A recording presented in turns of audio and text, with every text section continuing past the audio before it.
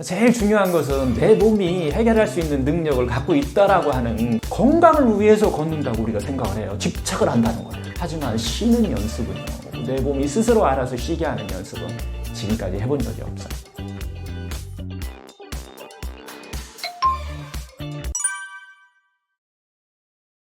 이제 해결책이죠. 어떻게 보면 현대인들이 제일 중요한 것은 내 몸이 해결할 수 있는 능력을 갖고 있다라고 하는 자기 자신을 좀 믿는 것이 필요해요. 그리고 자기 자신을 알아차리는 훈련이 조금 필요해요. 그렇게 해서 그냥 알아차려주기만 하면은 그 문제들이 그냥 자연스럽게 하나씩 없어진다는 거예요. 그런데 또 막 그런 현상이 나타나도 계속해서 뭔가 막 또 열심히 살아서 과로해서 문제가 온 건데 또 해결하는 것까지도 열심히 해요. 뭔가 막 하나의 습관이 돼버린 거예요. 세상 사는 것을 그 긴장된 삶을 사는 걸로 그냥 습관이 돼 있어요. 그래서 그 습관이라고 하는 것은 항상 마음도 그렇고 몸도 그렇고요.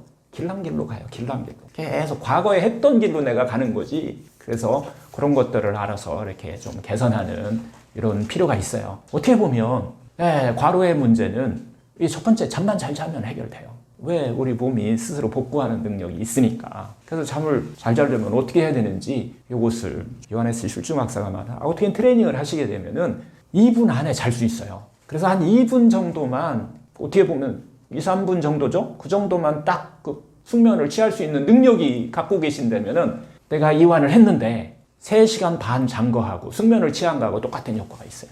그래서 현대인들이 과로하고 긴장된 삶을 사는 것이 문제가 아니라 그것을 2분 정도도 시간을 낼 수 없는 그런 마음의 습관이 더 큰 문제라는 거예요. 2, 3분 하루에 시간 내셔갖고 부족한 잠을 그렇게 보충하면 돼요. 그 다음에 두 번째는 우리 몸이요, 자연적으로 회복되게 만들었어요. 과로를 하거나 뭘 하거나 어떨 때 걸으면 회복되게 돼 있어요. 걷기만 잘하면 우리 몸이 저절로 회복되게끔 만들어졌는데, 그런데 문제는요, 걸으면 회복되게 됐는데 어떤 문제를 갖고 있냐면은 걸으면서 건강을 위해서 걷는다고 우리가 생각을 해요. 집착을 한다는 거예요. 이렇게 했을 때는 몸은 운동하는데 또 머리는 수없이 또 이렇게 또 일을 하고 있는 거예요. 내려놓을 수 있는 운동을 하면서 걸으면서 내려놓는 이런 훈련이 조금 필요하다라고 하는 것이, 이건 뭐 시간이 필요하지 않아요. 그냥 바로 하셔도 될 정도로 걸으면서 내가 생각은 내려놓는다라고 하는 거고요. 세 번째 시스템이 하나 또 있는데 상당히 중요한 시스템이에요. 호흡이에요. 호흡. 여러분들이 살아온 그 긴장된 삶이 우리 몸에 다 기억됩니다. 이 세포에 다 기억되는데 특히 어디에 기억 많이 되냐면 호흡에 기억돼요. 호흡이 기억된다는 얘기는 호흡이 짧아져요. 그리고 호흡 길이 막히기 때문에 호흡이 짧아지면서 호흡을 바라보면은 숫자가 3초에 한 번 쉬어요. 3초에 호흡을. 바쁘다는 거예요. 세상도 바쁜데 나도 바빠 같이 끄달려 다니는 거예요. 이걸 해결하는 방법은 좀 심플하지 않나요? 호흡 숫자를 조금 천천히 쉬면 돼요. 이걸 습관화 하시게 되면은 마음의 여유가 생겨서 현대에 과로하게 되는, 또 긴장된 삶을 살아고 막 경쟁사회에서 이런 것들을 극복할 수 있는. 그래서 이게 호흡을 조금 얘기하니까 또 뭐 산에 가서 막 이렇게 호흡하, 이게 아니고요. 생활 속에서 중간중간 여러분들 호흡을 한번 바라보는 이런 훈련을 하시게 되면은 여러분 속에 호흡과 함께 산소가, 맑은 상소가 아주 충분하게 들어가기 때문에 세포가 알아서 안 되니까요. 나는 뭐만 하면 되냐면 나 자신을 믿기만 하면 돼요. 그리고 나 자신을 알아차리시기만 하면 돼요. 그러면 내 몸 안에서 그냥 이루어진다는 거예요. 그래서 현대인들이 스트레스를 많이 받아서 병이 오는 게 아니라 그걸 해결하는, 릴렉스하는 그 능력이 개발을 안 했다는 거예요. 쉽게 얘기하면 일하는 건 정말 많이 공부를 해서 우리가 알아요. 배웠어요.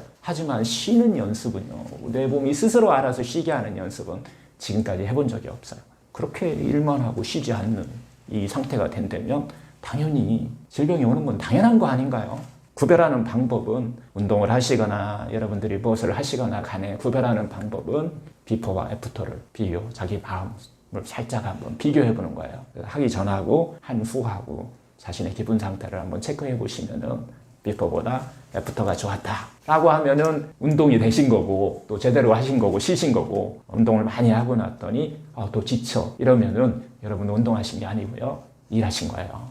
뭐 이런 개념으로 한번 접근하셔갖고 여러분들이 한번 자기 자신을 한번 잘 이렇게 바라보는 이런 훈련, 이런 연습은 평상시에 해놓으시면 아마 여러분들이 스트레스를 받고 긴장된 삶 속에서 누군가와 경쟁을 하는 세계에서 아마 자기 스스로를 좀 지키고 자기 스스로를 좀 상냥하게 하는 방법, 그렇게 했을 때 여러분들 능률 효율이 훨씬 올라가는데 이런 체험을 한 번씩 해보시면 좋을 것 같습니다.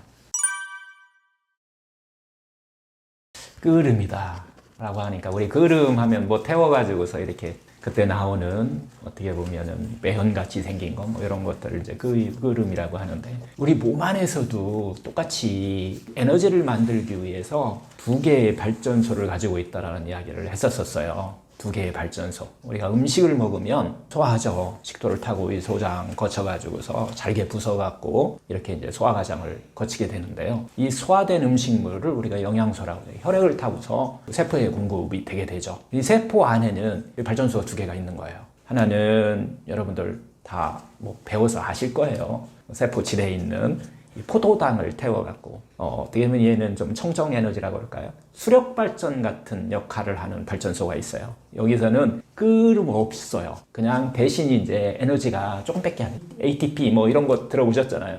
이 정도 아주 적은 양의 에너지가 나와요.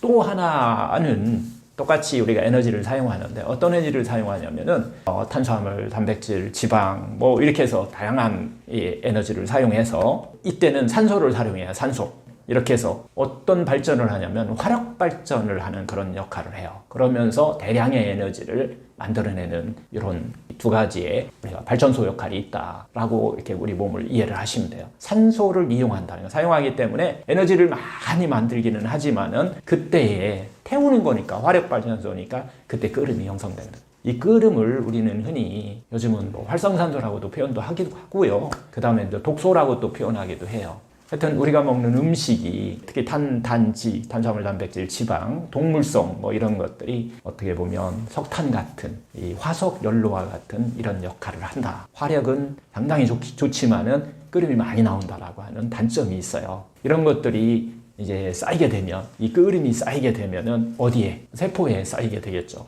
지방세포에 쌓였다. 그럼 병이 오는 때 이때 뭐 이 안에 비만이 될 수도 있고 뭐 이런 질병이 될 수도 있고, 만약에 췌장세포에 쌓였다. 여러분들 알다시피 당뇨가 올 수 있는 거예요. 뇌신경세포에 쌓였다. 끓음이. 그러면은 이게 우울증도 되고, 뭐 알츠하이머 치매도 되고, 파킨슨도 되고, 이렇게 된다는 거예요. 이렇게 암 환자 같은 경우는 이 면역세포 관리를 잘 하셔야 되는데, 이런 물질이 면역세포에 쌓였다. 그게 면역계 저하를 일으키고 면역질환을 만든다. 조금 더 깊이 유전자에 쌓였다. 이거 암 등 정말 난치병 질환에 이제 오게 되는 이유가 되는 거예요.